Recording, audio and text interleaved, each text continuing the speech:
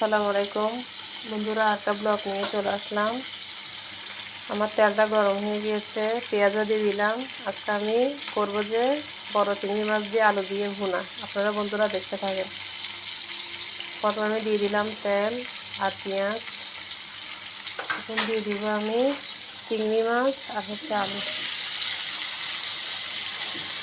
তারপর দিয়ে দিব হলুদের গুঁড়া, মরিচের গুঁড়া আর পরিমাণ মতো লবণ।